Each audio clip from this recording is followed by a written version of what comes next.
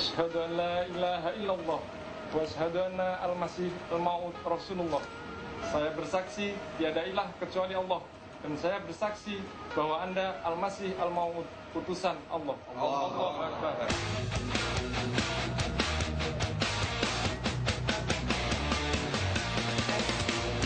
Selain Al-Qiyadah Al-Islamiyah pimpinan Ahmad Musaddiq, di Indonesia juga sebenarnya terdapat berbagai aliran yang dinyatakan sesat lainnya.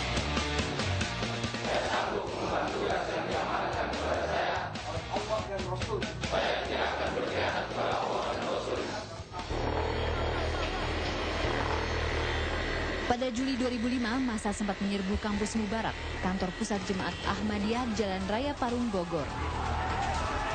Ribuan orang yang menamakan diri Gerakan Umat Islam Indonesia menyerbu kampus tersebut setelah akhirnya menyegel kampus. Aksi mereka yang anarkis mengundang keprihatinan pemerintah. Karena meskipun Ahmadiyah dinyatakan MUI sebagai aliran sesat, namun tidak semestinya massa berhak bertindak anarkis. Aliran yang mempercayai adanya Nabi setelah Nabi Muhammad ini sebenarnya sudah difatwakan MUI sebagai ajaran sesat. Fatwa MUI tentang Ahmadiyah itu telah dikeluarkan dalam waktu yang sudah lama, 25 tahun lalu. Fatwa tersebut ditetapkan dalam Munas MUI yang diselenggarakan 26 Mei hingga 1 Juni 1980 lalu.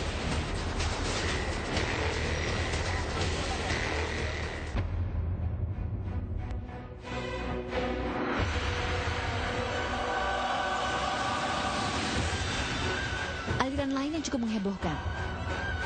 Tahun 1997, seorang wanita bernama Lia Aminuddin memperkenalkan dirinya sebagai malaikat Jibril dan mendirikan Salamullah. Ia dianggap melecehkan agama karena mengangkat dirinya sebagai Imam Mahdi dan anaknya sebagai Nabi Isa.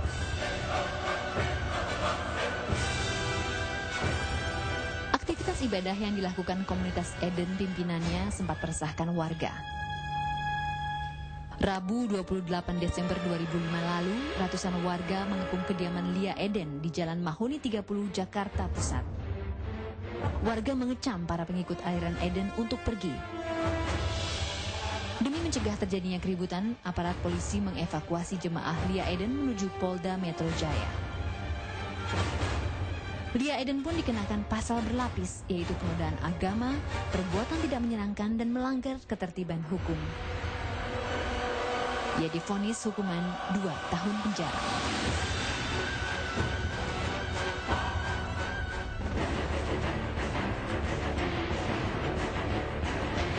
Sementara di Medan, 3 wanita baru-baru ini diamankan karena telah menyebarkan ajaran yang mereka namakan pengajian Al-Haq. Ajaran yang sebagian besar pengikutnya kaum wanita ini meyakini surga dapat mereka beli hanya dengan memberikan sedekah Rp300.000.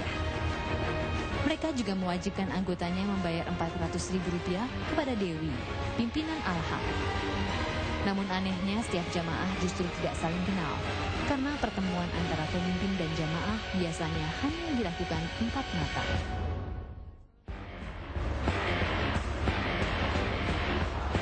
Ya, aliran Al-Qiyadah, Ahmadiyah atau komunitas Eden telah dinyatakan sebagai aliran sesat oleh Majelis Ulama Indonesia.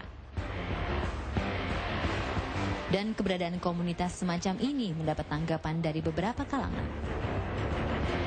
Ya, itu kan masuk kategori orang kafir yang berada di luar komunitas agama yang ada.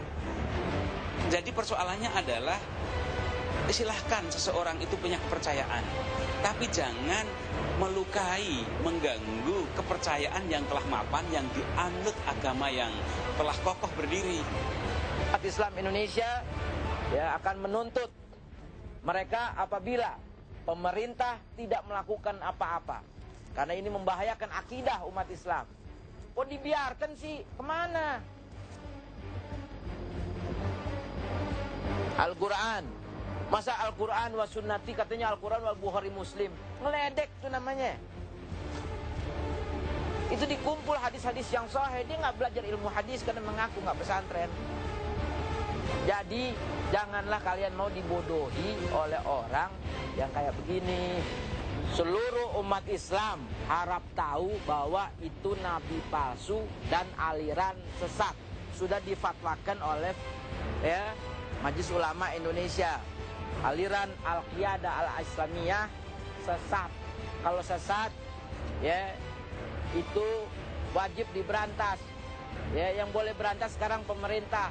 Kalau pemerintah nggak berantas keburu rusak, maka gerakan umat Islam Indonesia akan segera melakukan tugas yang seharusnya dilakukan pemerintah, kita yang lakukan. Tapi kita nunggu pemerintah dulu.